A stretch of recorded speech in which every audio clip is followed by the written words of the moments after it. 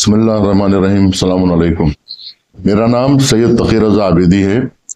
मैं हैदराबाद का रहने वाला हूँ और तंजीम जाफरी का सदर हूँ और मजलिस उलमा हिंद का सेक्रेटरी हूँ। इस वक्त जो हालात हैं दुनिया के वो ये है कि अमेरिका जो है वो गैर ज़रूरी तौर पर दूसरे ममालिक को अपना गुलाम बनाना चाहता है और अपना हुक्म उन पर चलाना चाहता है। पूरा झगड़ा ये है कि अमेरिका और इसराइल चाहते हैं कि दुनिया उनके हिसाब से चले और वो जिस पे चाहे जुल्म करें, जिस पर चाहे अत्याचार करें, उनकी मर्जी है। वो कहते हैं कि हमारे सामने सब, अगर हम कहें उठो तो उठें, बैठो तो बैठो, ये उनका कहना है। लेकिन ईरान एक आज़ाद मुल्क है।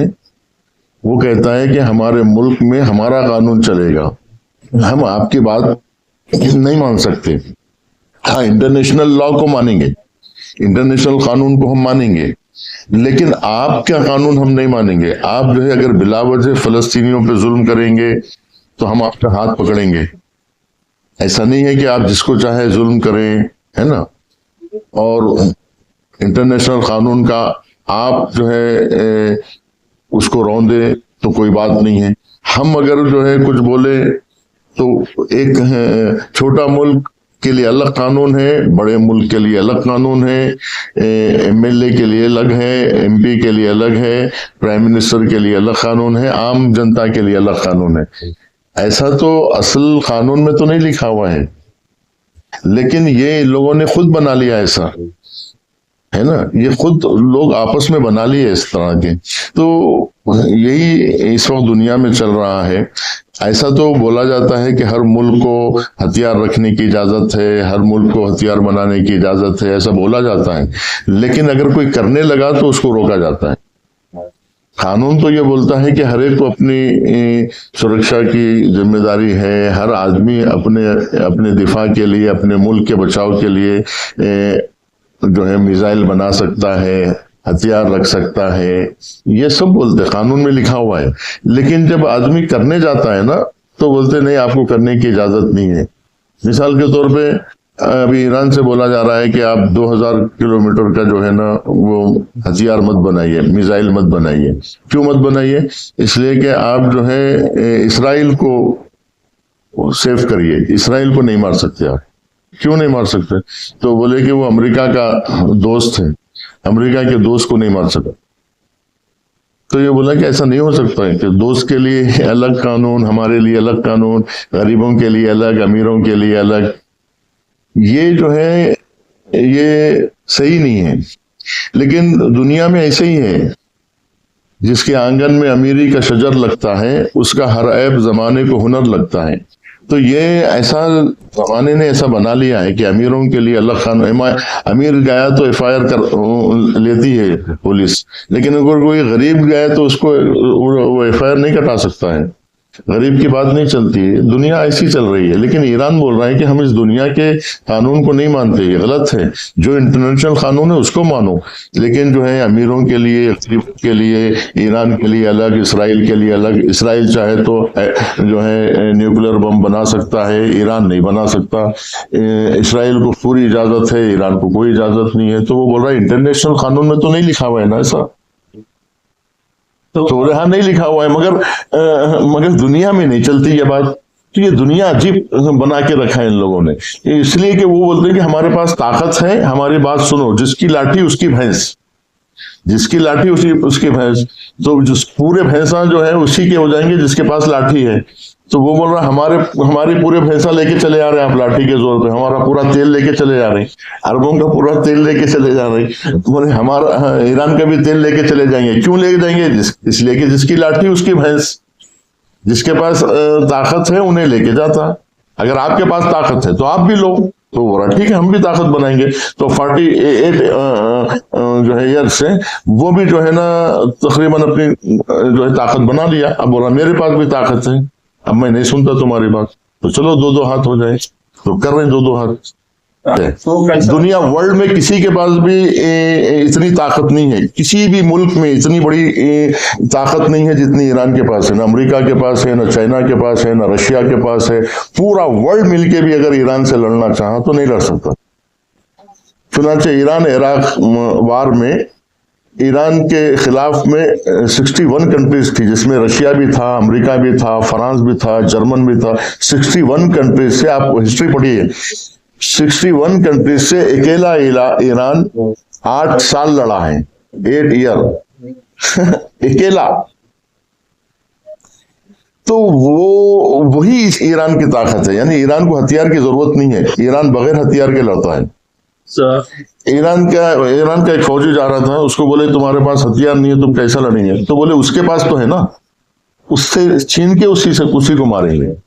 तो 8 साल तक उनका हथियार छीन के उनको मारे। ईरान को हथियार की जरूरत नहीं है, उनके पास वो फौज है जो असल फौज के अलावा एक नई फौज है, जिसको जो है आईआर जैसी बोला जाता है, यानी सिपाही पासदारान बोल के। वो जो है ना रजाकाराना फौज है। हमारे आपके जैसे लोग हैं जो है हथियाचार के खिलाफ वो करते हैं। जहां भी जो है दहशतगर्दी होती है ना, जब भी टेररिस्ट होते हैं, टेररिस्टों के खिलाफ वो जो है अल्लाह के वास्ते कोई भी गरीब की मदद करते हैं। जैसा मिसाल के मणिपुर में हो, अफ्रीका में हो, युगांडा में हो, सूडान में हो, फलस्तीन में हो, तो वो बोलते हैं कि जहां पे भी हो हमारी अगर जरूरत है तो हम मदद करते। तो ये मदद करने वाले, अगर हमारे को भी मदद की जरूरत, वो आएंगे मदद करेंगे। 8 साल तो लड़ चुका, अब जब हथियार नहीं थे, अब हथियार है तो अब तो आराम से 10 साल लड़ सकता है, पूरी दुनिया से अकेला लड़ सकता है। लेकिन उनमें ताकत नहीं है सहने की। यानी सामने वाली पार्टी जो है ना, इसराइल में ताकत नहीं है मार खाने की, अमेरिका में भी ताकत नहीं है मार खाने की। कितना मार खाएगा वो? अभी जो है 1-2 मारते भाग जा रहा वो, यानी उसको मार खाने की सलाहियत नहीं है उसके पास। यानी उसके दुबई में एक अड्डे पे मारते भाग जा रहा वहां से, कतर पे मारे तो कतर से भाग जा रहा, वहां पे बहरीन में मारे तो बहरीन से भाग जा रहा। उसको मार खाने की उसके पास कैपेसिटी नहीं है मार खाने की, तो उसको लड़ने की सलाहियत उसके पास नहीं है। वो सिर्फ 10 दिन या 20 दिन और और ठहर सकता है, उसके बाद में भाग जाएगा, मुल्क छोड़ के भाग जाएगा। वो लोग जो है मुल्क को फंसा के खुद भाग जाते हैं। ईरान वाले खुद मर जाते हैं, मुल्क को नहीं फंसाते। ईरान में और अमेरिका में, ईरान में और इसराइल में ये फर्क है। इसराइल का वजीर आजम खुद भाग जाता, इसराइल को छोड़ के भाग जाता।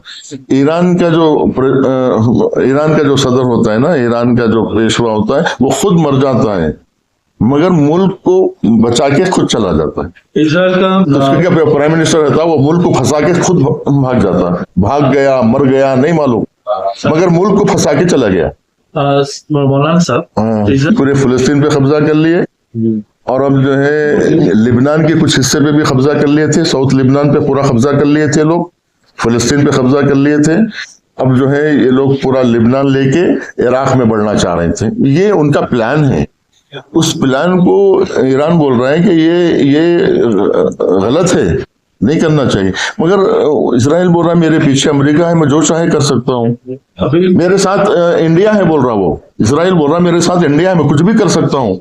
मेरे साथ 1000 करोड़ मतलब 100 करोड़ लोग मेरे साथ है, मैं कुछ भी कर सकता हूँ। मोदी मेरे साथ है तो मेरा कौन क्या बिगाड़ सकता है? अमेरिका मेरे साथ है, मोदी मेरे साथ है, पूरा अरब मेरे साथ है, पूरे मुस्लिम कंट्रीज मेरे साथ है। मैं जो चाहे कर सकता हूँ। मैं पूरे बच्चों को भी मार डाला, 1 लाख बच्चों को मार डाला, तो मुझ पर कोई केस नहीं चलता। अगर केस चला भी तो मेरे को कोई हथकड़ी नहीं डाल सकता मेरे को। मौलाना साहब, यानी आप यूं समझिए कि दुनिया में जो कानून है ना, यूएनओ खुद बोल रहा है कि ये मुजरिम है, इसको गिरफ्तार करो, लेकिन नहीं कर सक रहे।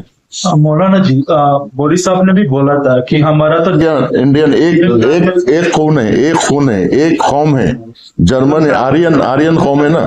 अभी जितने जो है अपने पर्शियन जो है, पारसिया हैं, ये पूरे जो है ईरानी है। फिरोज गांधी ईरानी है, जमशेद टाटा ईरानी है, जितने बड़े बड़े यजदी ईरानी है, यजदी जो गाड़ी है उसका, अपने बड़े बड़े लोग जो हैं पारसी जितने भी बंबई में हैं, ये पूरे ईरानी हैं।